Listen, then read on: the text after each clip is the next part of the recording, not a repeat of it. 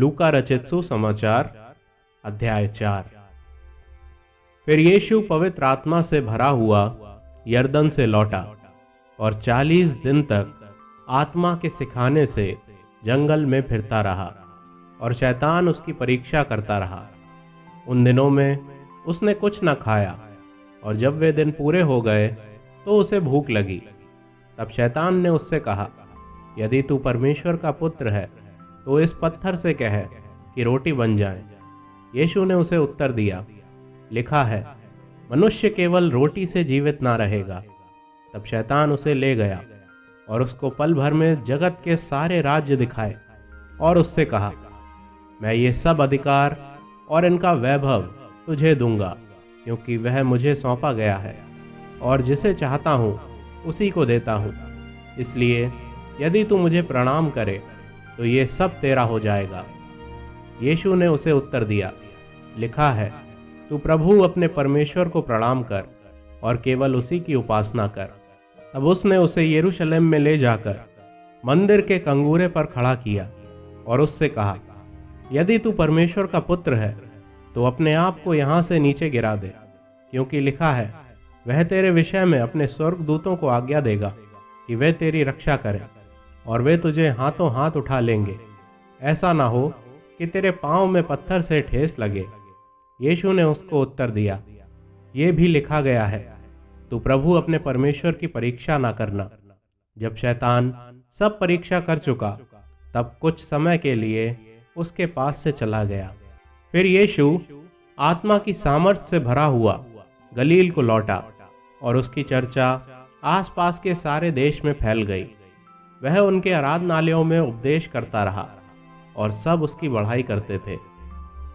फिर वह नासरत में आया, जहां पाला पोसा गया था, और अपनी रीति के अनुसार सब्त के दिन आराधनालय में जाकर पढ़ने के लिए खड़ा हुआ।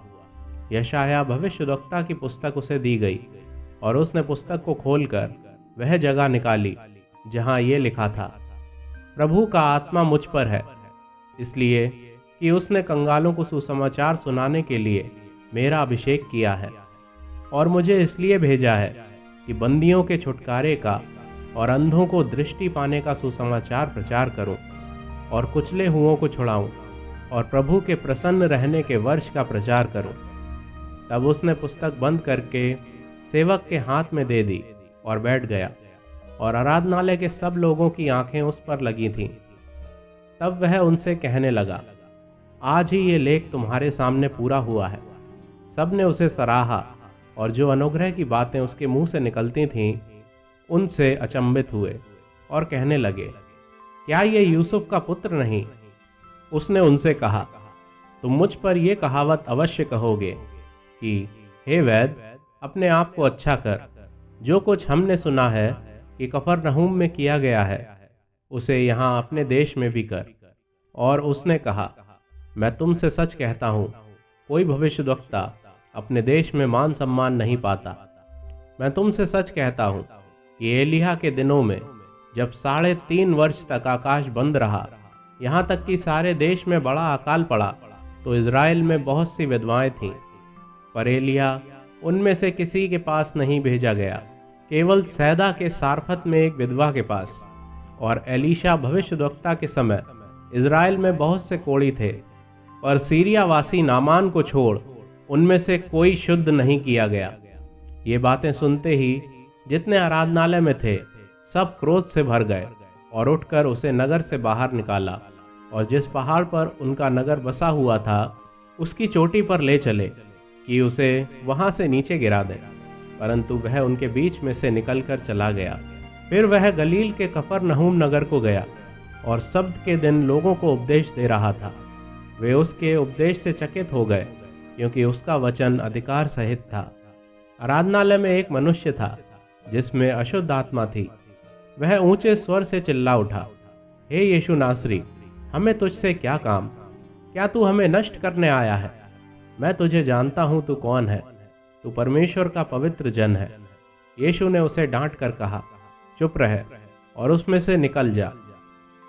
जब दुष्ट आत्मा उसे बीच से पटक कर बिना हानि पहुंचाए उसमें से निकल गई, इस पर सबको अचंभा हुआ और वे आपस में बातें करके कहने लगे, ये कैसा वचन है, क्योंकि वह अधिकार और सामर्थ के साथ अशुद्ध आत्माओं को आज्ञा देता है और वे निकल जाती हैं।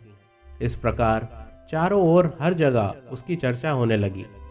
वह आराधनालय में से उठकर शमौन के घर में गया। शमौन की सास को ज्वर चढ़ा हुआ था और उन्होंने उसके लिए उससे विनती की। उसने उसके निकट खड़े होकर ज्वर को डांटा और ज्वर उतर गया और वह तुरंत उठकर उनकी सेवा टहल करने लगी। सूरज डूबते समय जिन जिन के यहाँ लोग नाना प्रकार की बीमारियों में पड़े हुए थे, वे सब उन्हें उसके पास ले आए और उसने एक एक पर हाथ रखकर उन्हें चंगा किया। और दुष्ट आत्माएं भी चिल्लाती और ये कहती हुई कि तू परमेश्वर का पुत्र है, बहुतों में से निकल गईं। पर वे उन्हें डांटता और बोलने नहीं देता था, क्योंकि वे जानती थीं कि वह मसीही है। जब दिन हुआ तो वह निकलकर एक सुनसान जगह में गया और भीड़ की भीड़ उसे ढूंढती हुई उसके पास आई और उसे रोकने लगी कि वह उनके पास से ना जाए।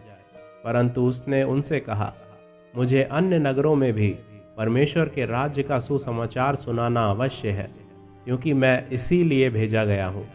और वह गलील के आराधनालयों में प्रचार करता रहा।